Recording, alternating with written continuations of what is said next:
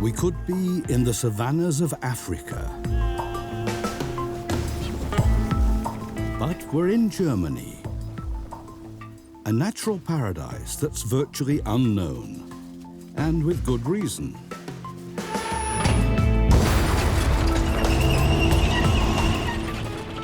This is the Zenne region, a large part of which serves as a military training area. Here, where tanks thunder through, rare animals employ a whole arsenal of unique survival strategies.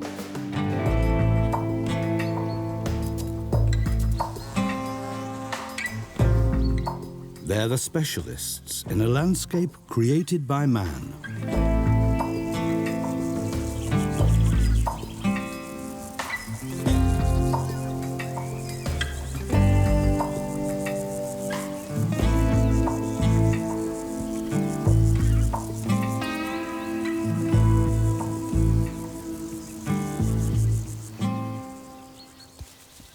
Actually, only soldiers are allowed in this restricted military area. But fallow deer don't follow orders. Some of the herds on the military training area number up to 100 deer, which is not often seen in Germany.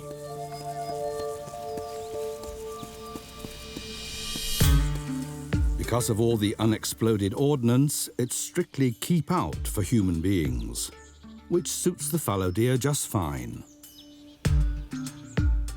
Live munitions have been used on the training ground for 130 years.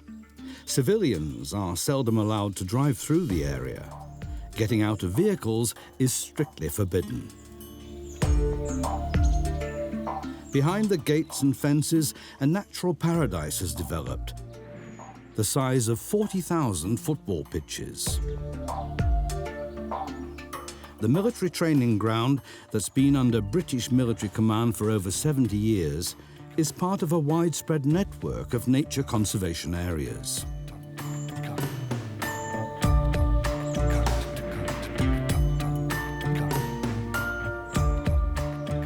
In Germany's most populous region, the Zenne is a rarity, a large, undeveloped area. The soil in the Zenne is sandy and low in nutrients, perfect for heather. Nowhere else in northwest Germany is there such an expanse of heathland. People used to live here at one time. Over the years, their villages had to make way for the military.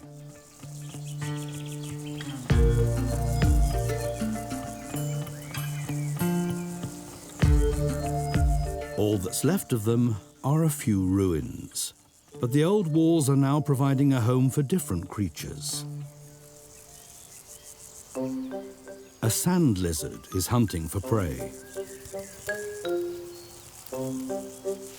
These reptiles are increasingly rare in Germany, not in the Zenne though.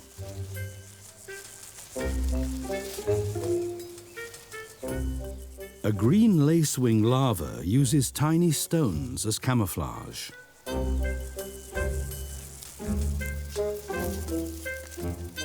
But the camouflage is rumbled. While elsewhere the habitats of the sand lizard are dwindling, the military training area offers them a safe home.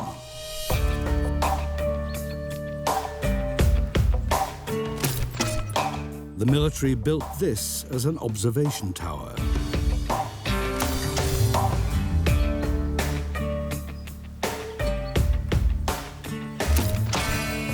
Now it's made use of by a feathered hunter.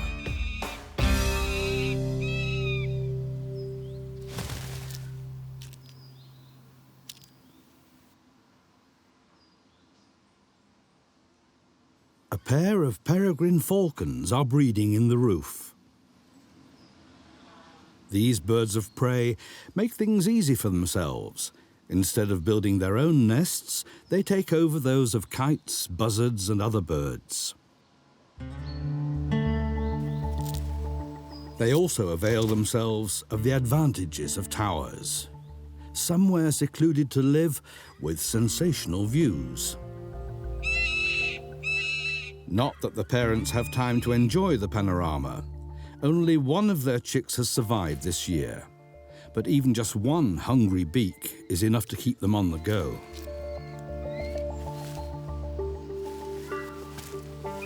No pesticide is used on the training grounds, so the food here is completely organic, perfect for growing big and strong. In the 1970s, pesticides like DDT badly hit animal prey. Peregrine falcons produced hardly any chicks. Germany's largest falcon species nearly died out until DDT was banned. It was only in 1992 that peregrines began breeding again in this region. Now there are around 225 pairs. The chick stays in the nest for 40 days. With no hungry siblings competing, the only child's chances of survival are good. Soon it will be joining its parents and flying over the open countryside of the Zenne. Then it will be sharing its hunting grounds with metal giants.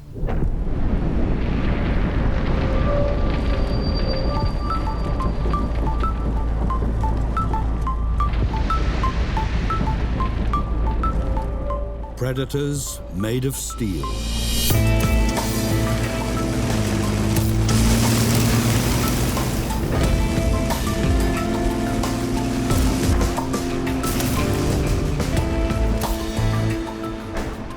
Germany's armed forces use part of the military zone for tank training.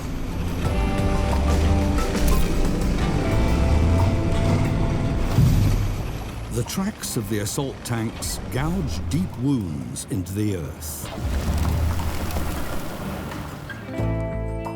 Devastation that has surprisingly positive aspects.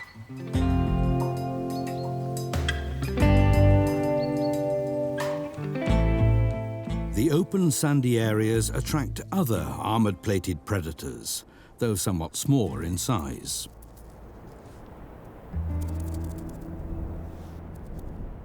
Northern dune tiger beetles are in command here. One of them has made rich pickings. That attracts other envious beetles. Another contender, encircled.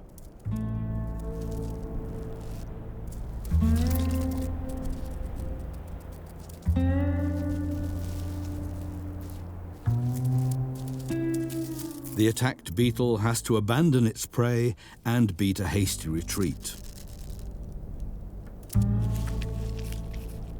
When they don't rob from others, the predatory beetles capture their prey through lightning surprise attacks. For this, they need flat, sandy runways. Tank tracks are perfect.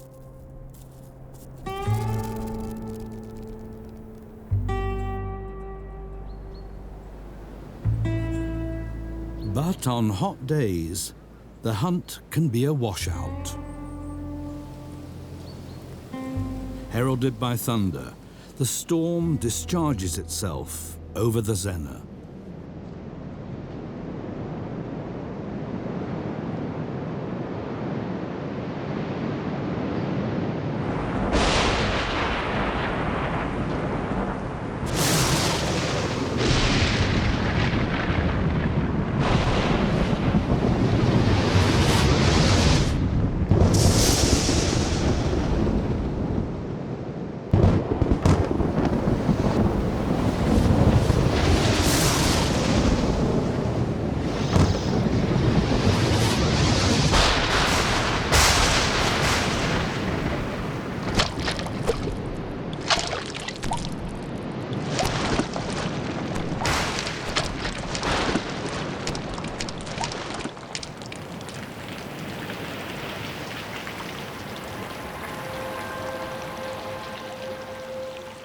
Rainwater collects in the tank tracks.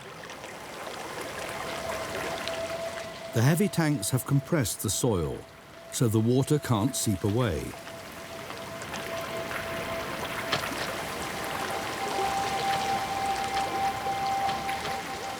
It's not long before the first pioneers storm the new puddles.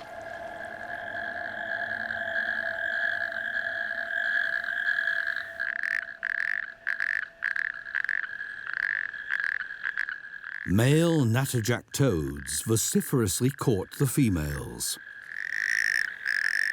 Their calls resound for up to 2 kilometers. A choral performance that's heard less and less often in Germany. There are now very few places like this where toads can reproduce. They love puddles like the flooded tank tracks. Here the female lays her eggs in spawn strings up to 2 meters long. The 5,000 or so eggs have to develop quickly before the puddle dries out. In the warm, shallow water, it takes just 3 to 5 weeks for metamorphosis to take place.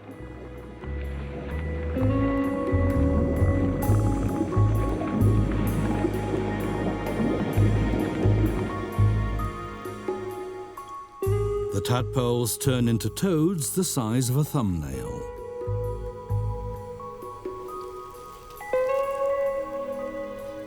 At first, the young of the now rare natterjack toads stay close to the water. But their home will soon disappear, the signal for the march out.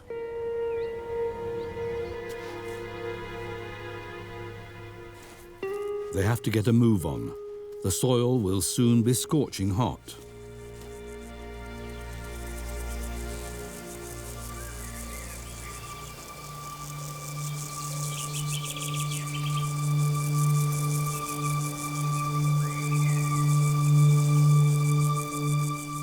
Those who can find themselves a shady spot. But they are few and far between on the army training grounds. In summer, everything heats up. What can survive here?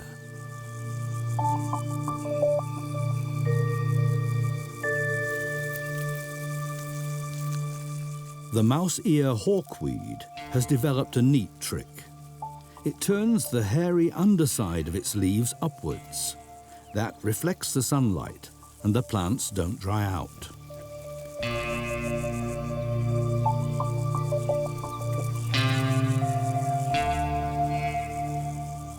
Another survivor, the sand sedge, holds on to the sand with a wide-spreading underground network of roots. Many of the plants thriving here have small, fleshy leaves for storing precious water.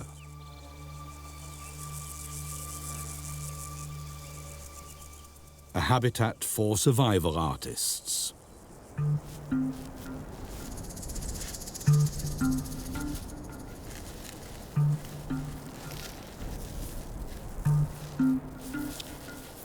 These tracks are made by a bunker builder, which lurks hidden in the sand. The antlion. Hard to imagine that this larva mutates into a graceful dragonfly-like insect, the antlion lacewing. For now, the little lion lives in the ground, where it builds an emplacement within minutes. From this position, it fires live ammunition.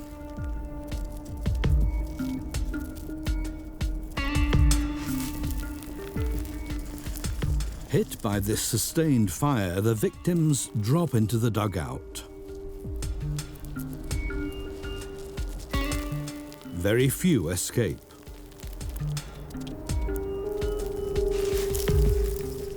The loose soil seals the fate of most of them.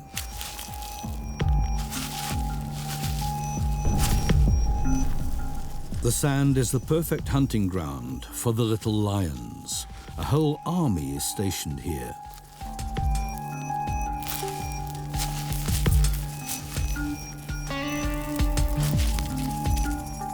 The pincers of the antlion are armed with poison, but the bug is hard to grab.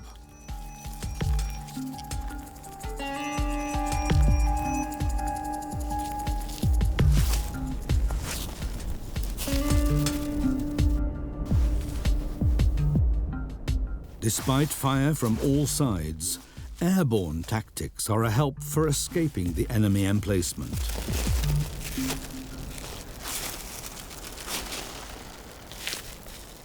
Bug to go. The female sand lizard would also have liked to catch the winged treat. But at the moment, she's on edge. How can she go hunting when he's there? She's giving him the cold shoulder. Even though the male is wearing his smartest uniform.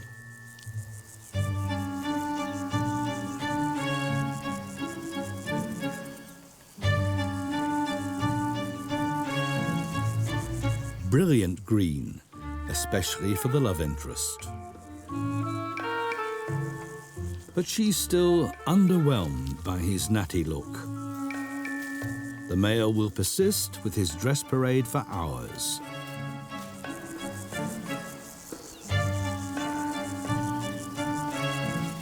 Unless the female surrenders in the meantime.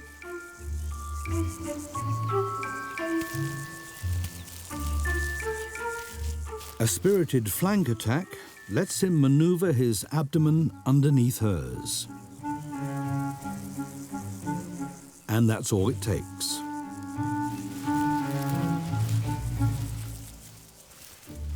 Faithfulness is not for sand lizards. While she recharges her batteries with sunshine and the eggs develop within her, he will be after other females.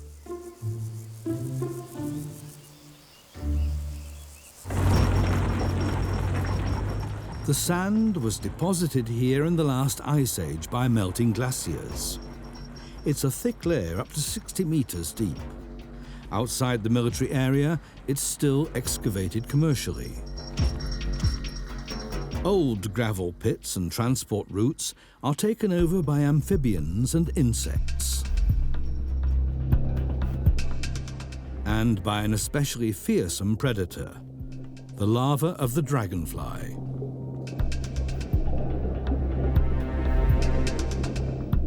Its favorite prey is the mayfly larva.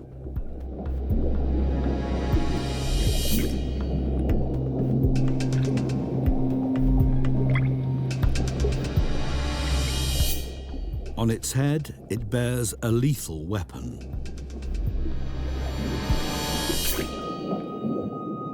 Once snapped up by this labial mask, resistance is futile.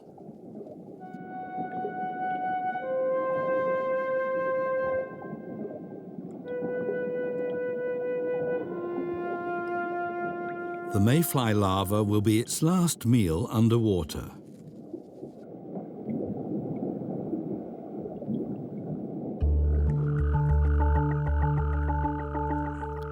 A few days later, the dragonfly larva climbs up to the surface.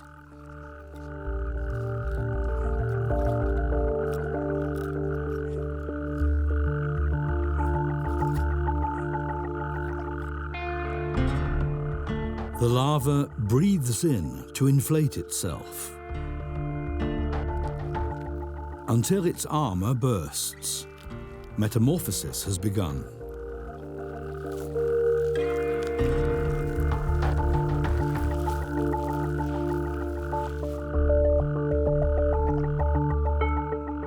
Next comes the most difficult step, turning round. If the dragonfly falls into the water at this stage, it will die.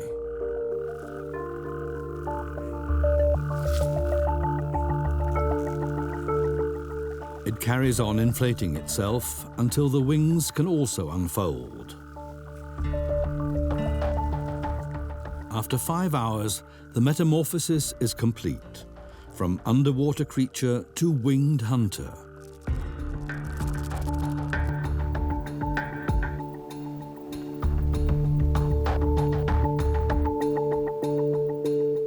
The loose, sandy soil here once posed a problem. In the 19th century, the wind would cover fields with it and even whole villages, so the locals planted pine trees. They grew fast and held back the sand. They're still standing today in rank and file, but they don't provide many creatures with habitats. The federal foresters are changing the coniferous forest into a dense, mixed woodland, which is also better at absorbing the noise of the tanks and artillery exercises. And thick oak trunks are better at stopping ricochets. Slowly, the mixed forests are replacing the coniferous monotony. Biodiversity is spreading among trees and animals. People aren't allowed into the forests, so the animals can live undisturbed.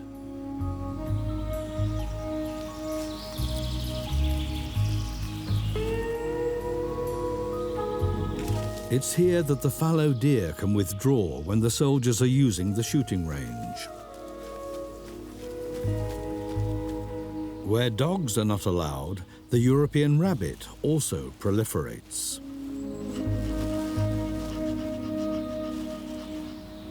Undisturbed by walkers, black storks can fish in peace.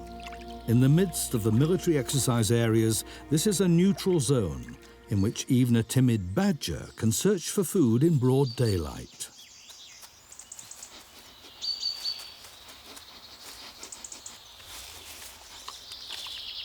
The young badger is exploring on its own for the first time. The forest floor has so many delicacies to offer: earthworms, snails, nuts, a land of plenty.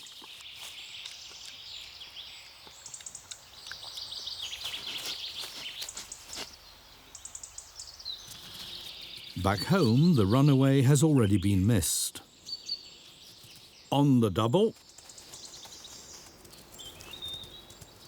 Back at the set, the parents keep a watchful eye on their young.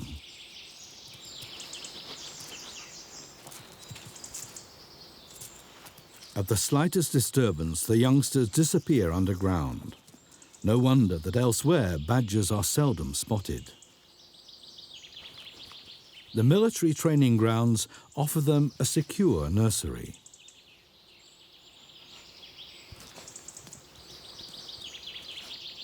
If the military were no longer here, the badger's peace would probably also disappear. Walkers and dogs would turn the badgers back into timid, nocturnal wanderers.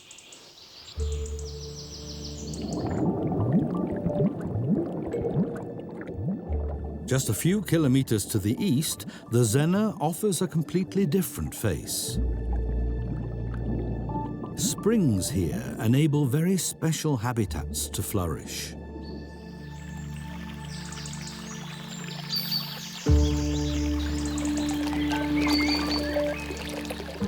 They're free of pollutants. There's no agriculture here. Not just on the training ground, almost all the surrounding land is a conservation area. Some of the creek valleys are completely untouched by human hand. Branches and trees are left where they fall. Fascinating fungi readily flourish here. Rotting wood and foliage provide nutrients, both on the ground and underwater.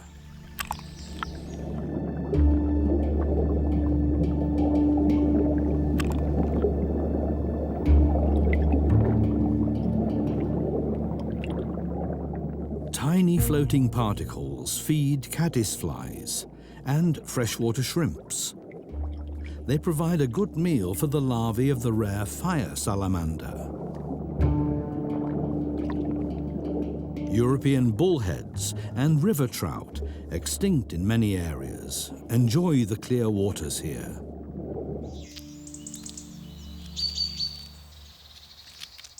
But that doesn't mean they're safe.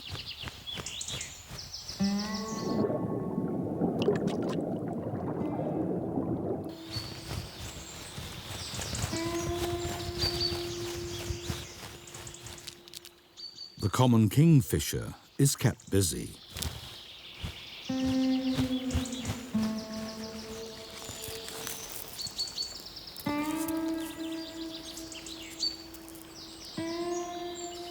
Three hungry chicks expect the full-service package.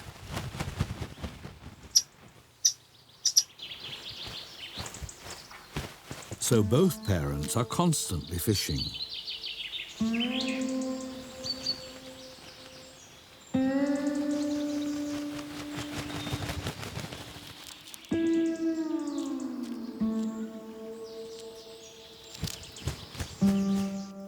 And the chicks are thriving. Fish after fish, and even so their hunger is insatiable.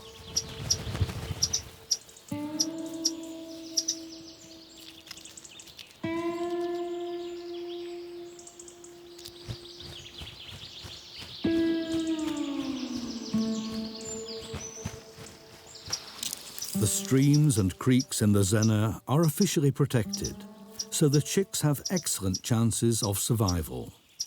There are plenty of steep, sandy banks here. Some streams have carved themselves up to 25 meters into the sand layer, ideal for kingfishers to hollow out their burrows.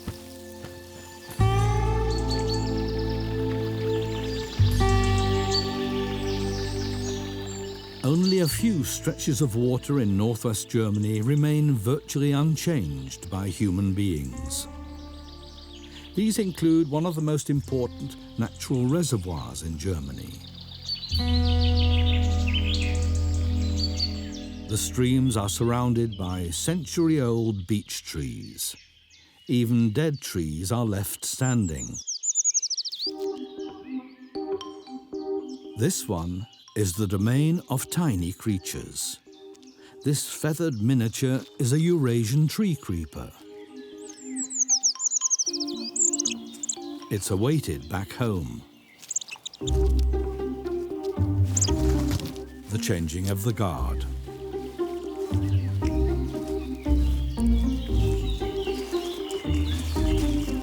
Food in, refuse out. And so it goes on. Tree creepers are among Europe's smallest birds. No bigger than a little finger, they can fit into the tiniest cracks. Larger animals just can't pursue them in here. Even so, the parents are permanently on guard. If they feel themselves followed, they divert attention from the nest, only to return moments later. Using its long tail as a brace, it can climb quickly. Long toes with sharp claws provide the grip.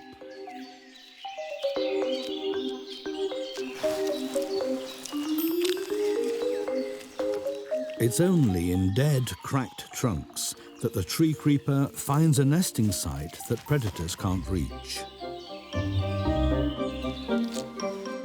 If the forest were tidied up, the tree creeper would disappear.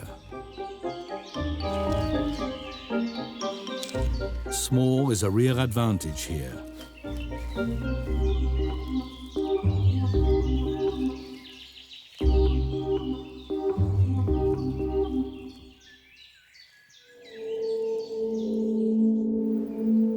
Tucked away among the trees are small swampy areas. Moorlands have formed here.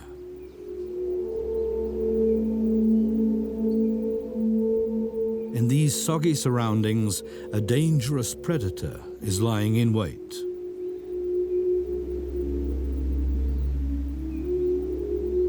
Sundews are plants that love insects to eat.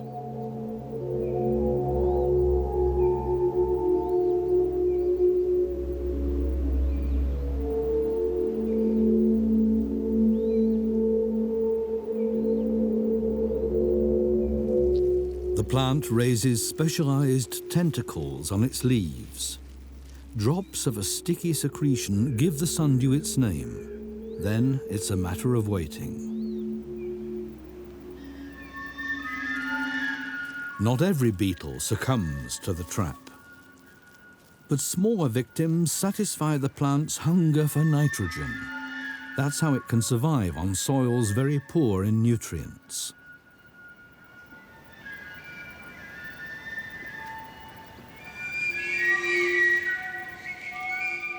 For the many frogs in the moorland, though, the sundew poses no danger.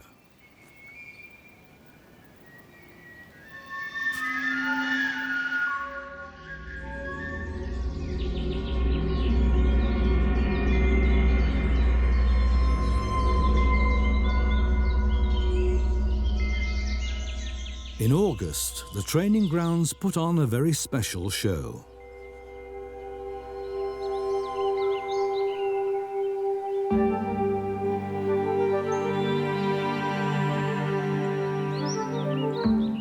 The Zena sheds its camouflage colours.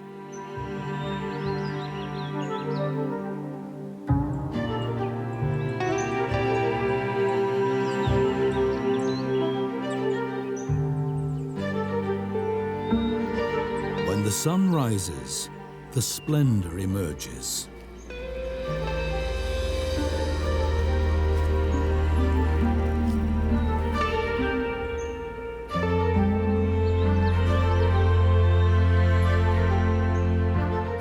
A legion of violet blossoms, forming one of the largest heathlands in Germany.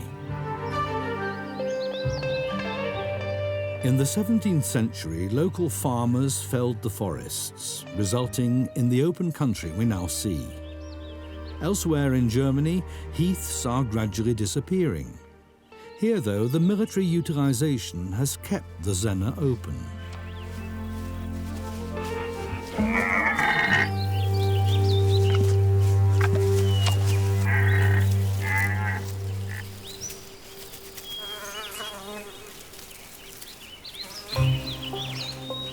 On the ground, the heather forms a veritable jungle, concealing dangerous hunters.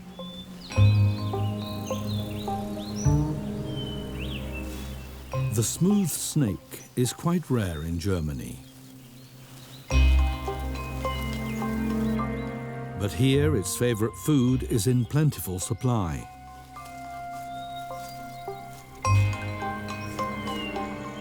But an agile lizard is no easy catch. Without the possibility of surprise, the snake has no chance. Now, where it's safe, the female lizard has other things to attend to. Having mated 10 days ago, her belly is full of eggs. These need to be laid and hatched in the warm sunshine.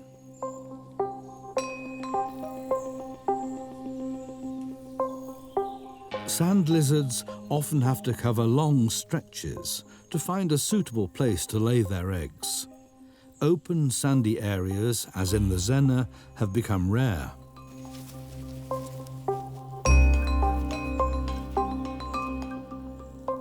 As a result, the sand lizard is threatened with extinction in Germany. Preventing the lizard's habitat here from becoming overgrown, the heath has to be tended.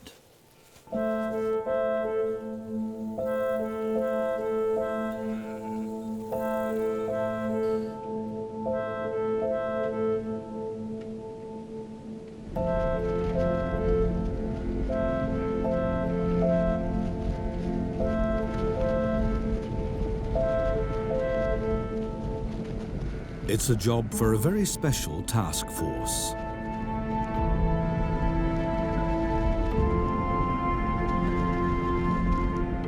The Zena Biological Station grazes heathland sheep on the military training ground, an old breed of horned sheep that have shaped this landscape over hundreds of years.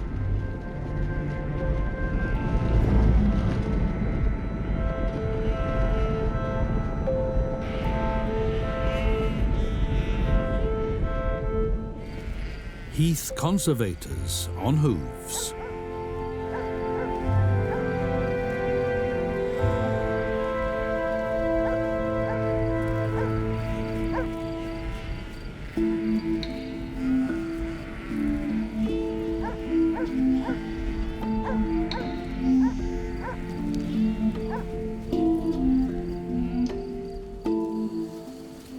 1,000 sheep get through a lot of food. By keeping the plants short, they ensure the heath stays young and open. Where sheep graze, only heather thrives.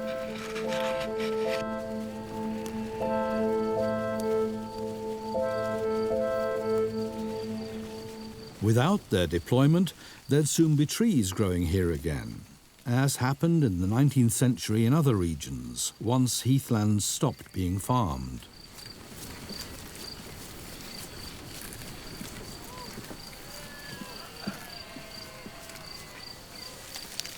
Back then, the farmers removed the top layer of earth for use as litter in their stables. Mixed with the animal dung, it then served as fertilizer.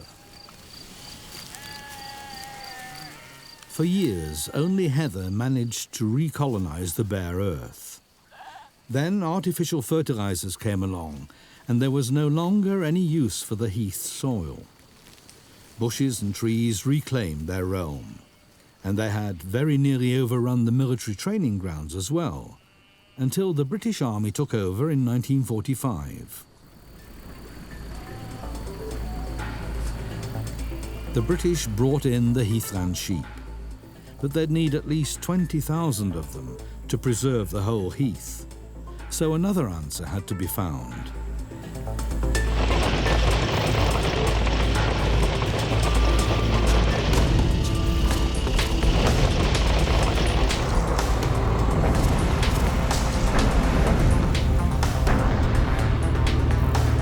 Machines have taken over what the sheep can't manage. The British Army pays €1 million a year to have the heath mown in strips.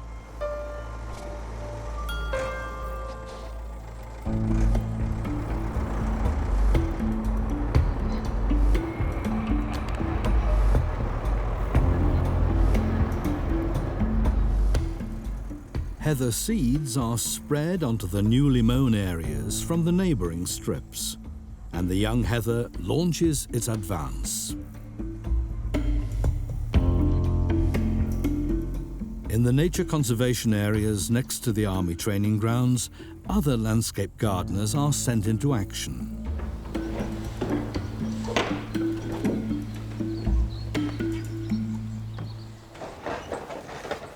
The Zenne Biological Station has been deploying Zenne horses over an area the size of 30 football pitches.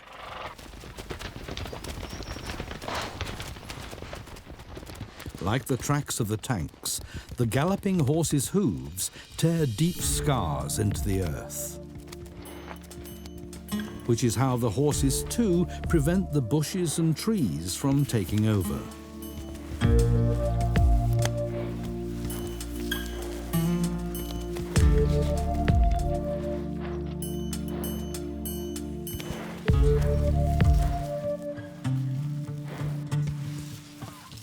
In some places, they don't even let the heather grow. By rolling around, the horses have created their own beauty farm. The peeling treatment in the Zenne sand is good against irritating insects.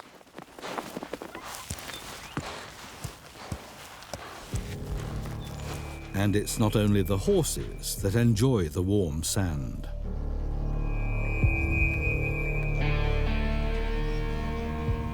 The sand baths are also the lairs of wolves. Of the European bee wolf.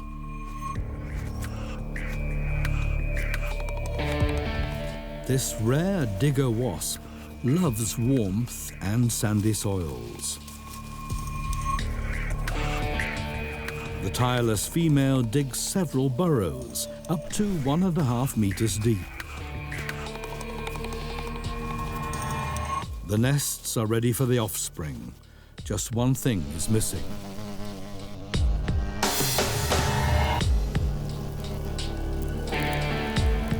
The flying she-wolf has caught a honeybee. It's not dead, just paralyzed by a targeted sting. One bee is nowhere near enough.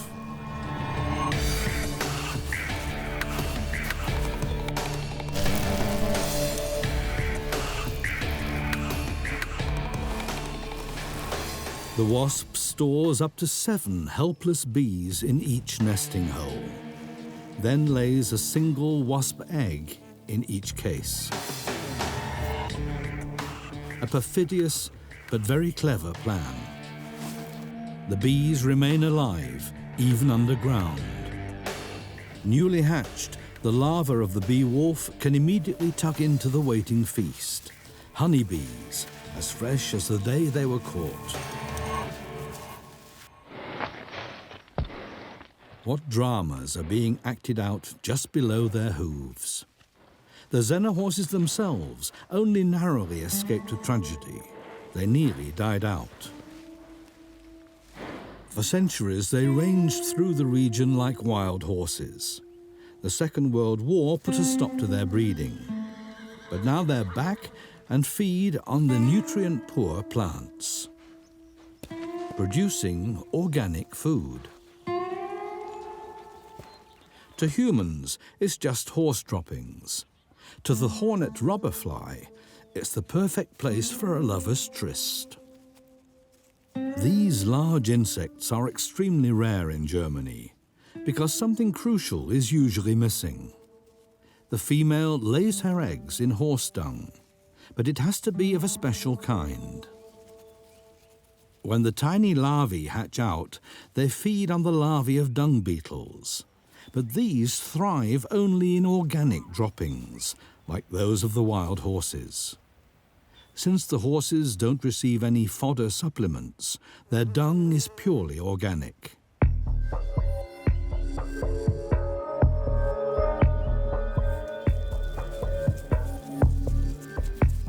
The hornet robberflies also feed on adult dung beetles.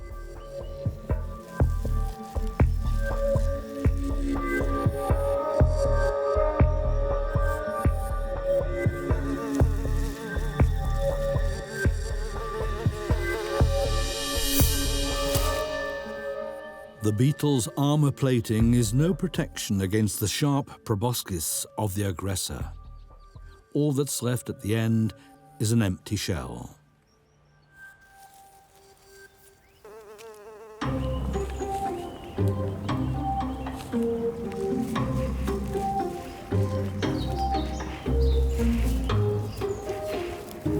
In the forests surrounding the military training ground, other landscape conservationists are being deployed.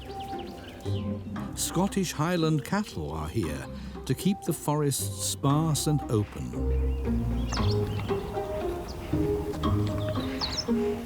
These shaggy ruminants create a mosaic of forest and sunlit clearings.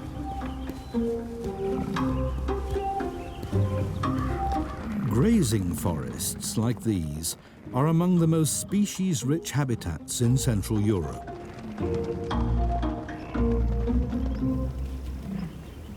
The sturdy Highland cattle live almost like wild animals in the Zena.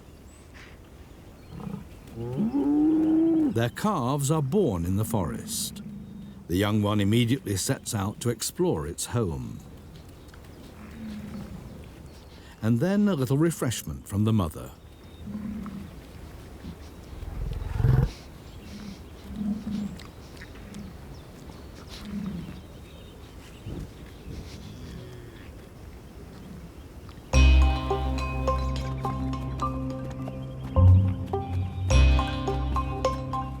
The cattle share the forest with Exmoor ponies.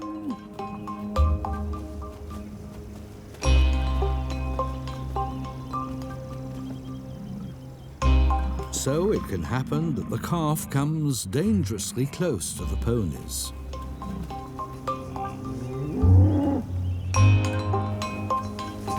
Fortunately, the kick misses the calf, but the mother cow decides better safe than sorry.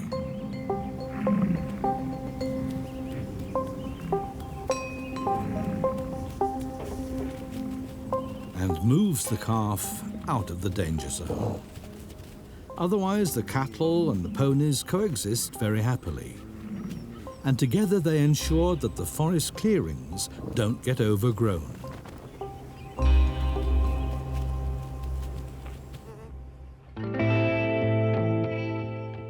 Heath sheep, horses and cattle are helping to preserve a unique landscape. But only insects, more or less, live on the training ground itself.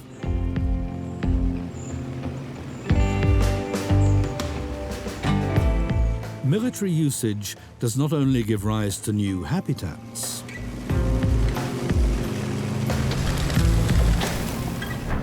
For 130 years, the military has ensured that agriculture stays outside.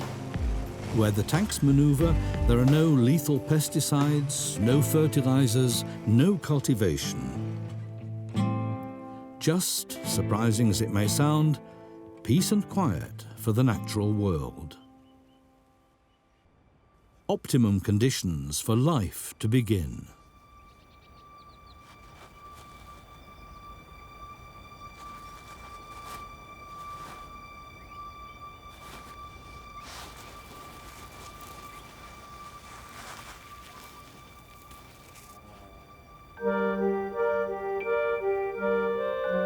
Who am I?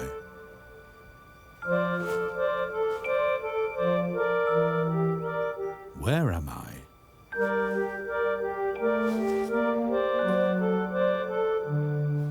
Newly hatched sand lizards are tiny creatures. From nose to the tip of the tail, they're just 5 centimeters long, the size of a matchbox.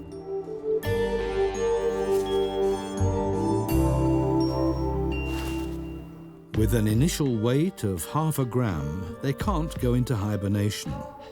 Fortunately, the Zena sand has lizard food aplenty. Northern dune tiger beetles, antlions and so on have to keep their wits about them once the small sand lizards file out into a life among tanks and shells.